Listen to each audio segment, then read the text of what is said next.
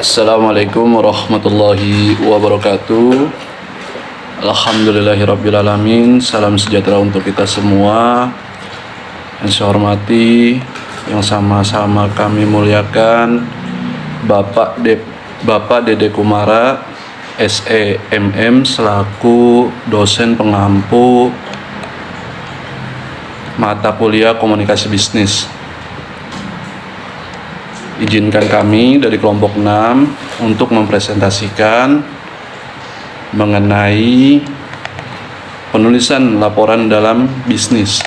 Sebelum masuk kepada pembahasan, mohon izinkan kami untuk memperkenalkan diri. Adapun anggota daripada kelompok ada Abdul Ilyas, Dela Puspitasari, Dery Duyantoro, Nadia Nurhaifa, dan Raden Ajem. Ya, mengenai pembahasan pertama, yakni tentang penulisan laporan bisnis. Di dalam suatu organisasi, di segala bidang atau jenisnya yang kita tahu, ada organisasi bisnis, organisasi pemerintah, organisasi layanan dan sosial, selalu menghadapi berbagai tugas harian dalam memecahkan masalah dalam pengambilan keputusan. Semua tingkat manajerial mulai dari bawahan, menengah hingga atasan membutuhkan berbagai jenis informasi untuk proses pengambilan keputusan. Informasi ini digunakan untuk membuat laporan yang akurat dan tepat waktu, sehingga mempermudah proses pengambilan keputusan dan pemecahan masalah.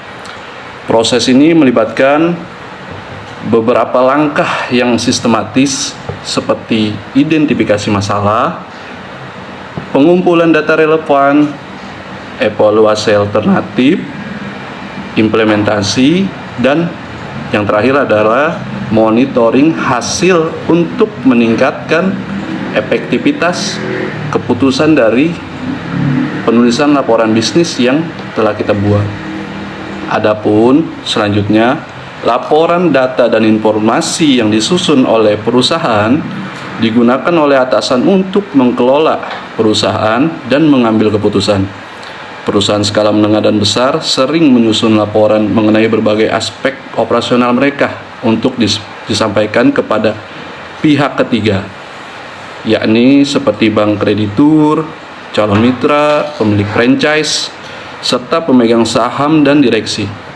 Laporan ini penting sebagai bahan masukan dalam pengambilan keputusan strategis dan untuk memenuhi kewajiban pelaporan yang ditetapkan oleh peraturan yang berlaku. Untuk penjelasan selanjutnya akan disampaikan oleh rekan kami. Terima kasih. Oke, baik, di sini saya akan melanjutkan materi yang dibacakan oleh Abdul Ilyas mengenai arti laporan bisnis.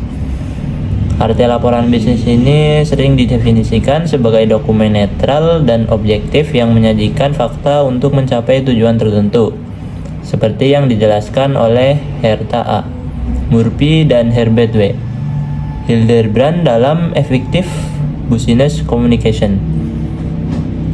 Himset dan Betty juga menyatakan bahwa laporan bisnis adalah pesan terstruktur yang mengkomunikasikan informasi antara instansi untuk membantu pengambilan keputusan dan pemecahan masalah.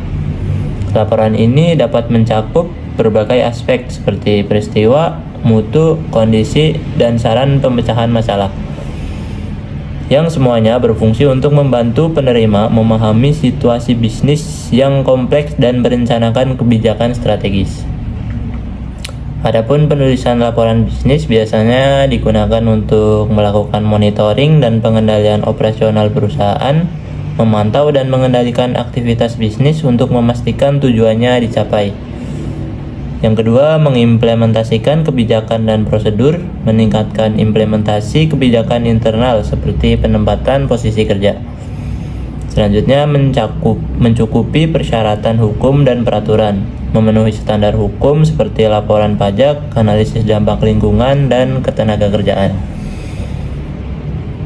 Selanjutnya, pendokumentasian prestasi kerja. Mendokumentasikan prestasi kerja untuk kepentingan intern dan eksternal. Selanjutnya, analisis informasi dan pembimbingan pengambilan keputusan, yaitu untuk menganalisis informasi untuk membantu dalam pengambilan keputusan seperti laporan penelitian dan justifikasi. Yang terakhir ada mendapatkan sumber dana dan pembukaan bisnis baru, digunakan untuk proposal penjualan dan lain-lain.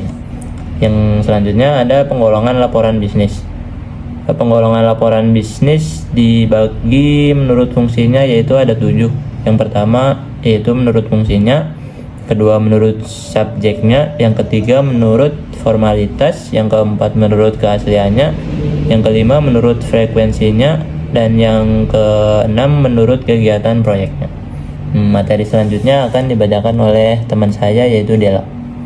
Baik, terima kasih. Saya akan melanjutkan presentasi dari Mas Dery. Yang ketiga, ada persiapan penulisan laporan bisnis. Dalam persiapan yang diperlukan sebelum menulis laporan mencakup paling tidak 4 dari tahapan. Yang A, ada menjelaskan masalah, tujuan dan ruang lingkupnya. Yang B, mempertimbangkan siapa nantinya yang akan menerima laporan. Yang C, penentuan ide ataupun gagasan.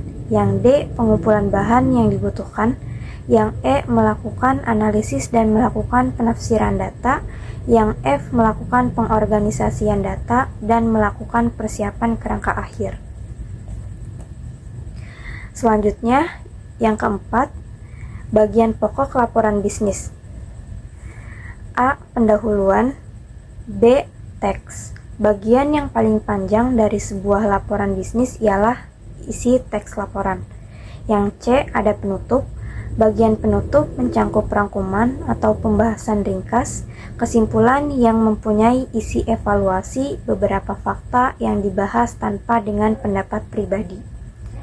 Dalam hal ini, rekomendasi dalam arti menyarankan sebuah program berwujud tindakan yang terdiri dari waktu pelaksanaan dan anggaran yang dibutuhkan serta beberapa orang yang akan terlibat. Dan terakhir, preposisi sebagai sebuah tugas menyatakan yang didasarkan dengan suatu artikel ataupun laporan. Baik, saya akan menjelaskan tentang organisasi tubuh laporan bisnis. Cara menyusun laporan bisnis yaitu dengan cara deduktif, berarti menggambarkan isi laporan dari belakang ke depan ataupun menjelaskan ide-ide pokok atau juga rekomendasi dulu sebelum hal-hal yang dirinci dijelaskan. Selanjutnya dengan cara induktif. Dengan cara ini Anda menjelaskan beberapa fakta yang ada sebelum beberapa ide pokok dan kesimpulan atau rekomendasi disampaikan. Cara menyusun teks laporan bisnis. Sebelum mulai menulis laporan, Anda dapat mengembangkan teks dengan beberapa cara, yaitu yang pertama menyusun beberapa topik ataupun kriteria, yang kedua membuat urutan peristiwa ataupun kejadian yang terjadi, yang ketiga memberi deskripsi, lokasi ataupun tempat, yang keempat memberi penjelasan tentang sebuah proses ataupun prosedur, yang kelima membuat susunan urutan berdasarkan tingkat kepentingan secara alfabet, yang keenam membuat susunan urutan berdasarkan tingkat familiarnya, yang ketujuh membuat susunan beberapa sumber yang dipakai, yang kedelapan pemecah masalah. Selanjutnya ada skema penggolongan laporan bisnis. Yang pertama ada laporan bisnis internal, dapat disusun dalam format surat ataupun memorandum. Ciri-ciri umum laporan bisnis ini untuk pihak ketiga meliputi tingkat formalitas. Laporan kepada instansi penting seperti bank dan lembaga donatur harus memiliki formalitas yang tinggi. Terlihat dari isi, format, dan penampilan laporan. Yang kedua, panjang laporan. Laporan dapat sangat panjang, mencapai puluhan hingga ratusan halaman, terutama untuk analisis kelayakan proyek yang sering dibagi menjadi beberapa jilid. Yang ketiga, frekuensi penyampaian. Laporan bisa disampaikan secara periodik, misalnya laporan proyek, atau hanya sekali seperti laporan riset pemasaran. Yang keempat, riset dan pengumpulan data. Penyusunan laporan seringkali melibatkan riset atau pengumpulan data yang relevan dengan tujuan laporan. Yang kelima, yaitu 5 anggota penyusun laporan bekerja di bawah koordinasi seorang ketua tim. Masing-masing anggota menganalisis 1 atau 2 aspek penelitian tertentu dan mendiskusikan hasil analisis mereka dengan ketua tim dan para anggota yang lain. Hasil penelitian ini menjadi bahan masukan laporan. Di dalam laporan bisnis, kadang-kadang dipergunakan grafik sebagai bahan ilustrasi.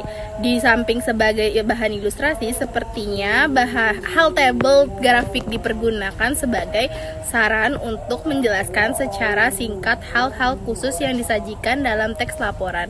Misalnya perkembangan jumlah hasil penjualan, produk, pengelompokan biaya operasional, perusahaan, dan sebagainya. Contohnya sebagai berikut.